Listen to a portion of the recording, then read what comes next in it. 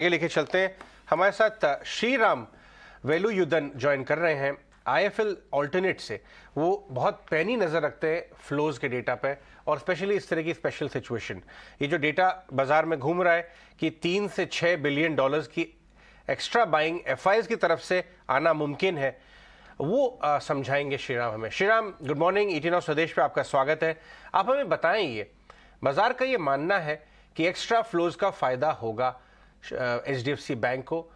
Fundamental side of the market वाले ये बात मानते हैं कि 2 साल में वैल्यूएशन इंप्रूव हुए, टाइम करेक्शन हो गया, उनके नंबर्स बहुत जबरदस्त इंप्रूव हुए, लेकिन स्टॉक चला नहीं था। आप मुझे बताएं, आपके नंबर्स क्या बताते हैं, कितना फ्लो आ सकता है? हाय, गुड मॉर्निंग। देखिए, थोड़े महीने पहले तक एचडीएफसी ट्विंस में एक बड़ा ओवरहैंग था इन टर्म्स ऑफ कि ये एमएससीआई इंडाइसेस में रिटेन होंगे या नहीं। बट नवंबर में ये क्लैरिफिकेशन आ गई कि the stock after the merger HDFC bank को रिटेन किया जाएगा एमएससीआई इंडिया इंडेक्स में। एमएससीआई इंडिया इंडेक्स बहुत ही सिग्निफिकेंट है in terms of tracking and all. तो ये इसमें एक इम्पॉर्टेंट मॉनिटरेबल ये हो जाता है। हम फॉरेन रूम इसमें हर क्वार्टर के बाद ये मॉनिटर करते हैं।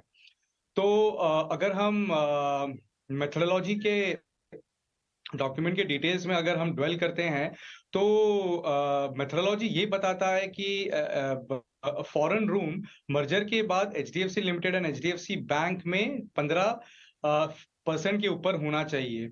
सो फॉरेन रूम में ये मीन कर रहा हूँ, विदेशी निवेशकों के लिए जो रूम बचता है वो 15 के ऊपर होना चाहिए। सो अगर हमने ये शेयर होल्डिंग आने के बाद जब ये इवेल्युएट किया तो करंट डेटा के हिसाब से विदेशी निवेशकों का रूम 17.25% पे है, जो कि अच्छा न्यूज है। अगर ये 15% के ऊपर मर्जर के क्लोजर के अराउंड रहता है तो देन इंडेक्स प्रोवाइडर जो एडजस्टमेंट फैक्टर अप्लाई करेगा वो 1 का करेगा। तो एचडीएफसी बैंक जब ये रिटेन होगा एमएससीआई इंडिया इंडेक्स पे, इस पे लगभग $2.5 से 2.8 बिलियन तक का इनफ्लोज हम एंटिसिपेट कर रहे हैं। बिकॉज अगर करंटली हम देखते हैं तो एचडीएफसी लिमिटेड का वेट राउंड अबाउट 5.5-6% का है। जब एचडीएफसी बैंक आएगा, अगर ए के फैक्टर से आता है तो ऑलमोस्ट एक डबल काइंड ऑफ वेट से आएगा।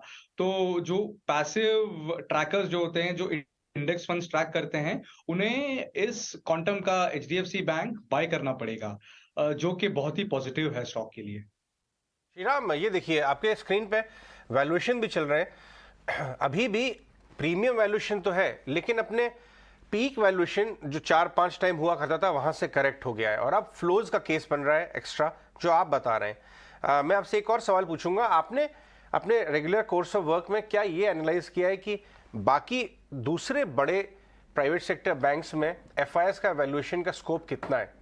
अगर वहां पे हिट हो रही है लिमिट, तब आपका जो केस बनता है कि एफआईएस को यहाँ से एक्स्ट्रा बाय करना पड़ा, वो और स्ट्रांग हो जाएगा।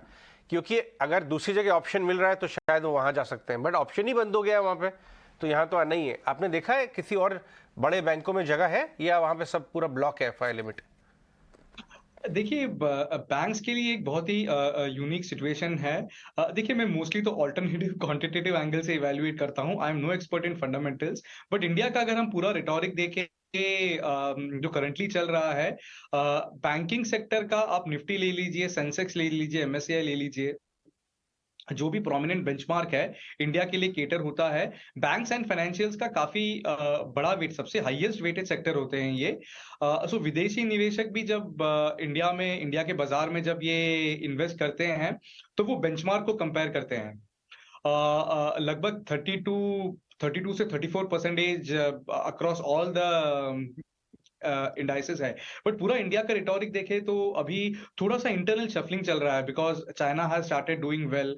तो ये वाला प्रीमाइस, वैल्यूएशन का प्रीमाइस, डेफिनेटली इंटरनली अप्लाई होता है। तो ये वाले अगर हम देखेंगे 3 से 6 मंथ्स में थोड़ा सा नॉइस रहेगा, बिकॉज रियलोकेशन का काफी रहेगा। सो मे बी दूसरे सारे बैंक्स में ज्यादा दबाव बरकरार रहे, इन केस अगर एफपीआईज डिसाइड करते हैं कि चलो हमें चाइना चेज़ करना है, चाइना रीओपन हो रहा है, चाइना में वैल्यूएशंस काफ़ी अट्रैक्टिव है, तो ये नेक्स्ट 2 क्वार्टर के लिए रिटोरिक थोड़ा-सा ठंडा पड़ेगा according to me. But all said and Shriram, done बहुत बहुत एचडीएफसी शुक्रिया। ट्विंस में तो डेफिनिटली अब जैसे आप बोल रहे हो वैल्यूएशंस का भी कंफर्ट है, फ्लोस का भी है, तो ये डबल पॉजिटिव है, डबल वैमी जैसा ही है, बट ऑन बिल्कुल द पॉजिटिव साइड। श्रीराम, बहुत बहुत शुक्रिया ये इनपुट शेयर करने के लिए, बहुत वैल्यूएबल इनपुट है। कल दिन भर पूरी स्ट्रीट पे इसकी बात हो रही थी। आपका व्यू है 3 बिलियन आएगा, कुछ और का व्यू है ऊपर में 6 बिलियन पॉसिबल है, तो रेंज पकड़ लेते हैं। लेकिन लोग समझ नहीं रहे थे कि इसका मतलब क्या होता है और क्यों ये फ्लोज आने की गुंजाइश खुल गई है। ये हमें समझाने के लिए बहुत बहुत शुक्रिया। फिर मुलाकात होगी जल्दी जब आप कुछ और एनालिसिस करके लाएंगे। ये थे श्रीराम विलय युधन।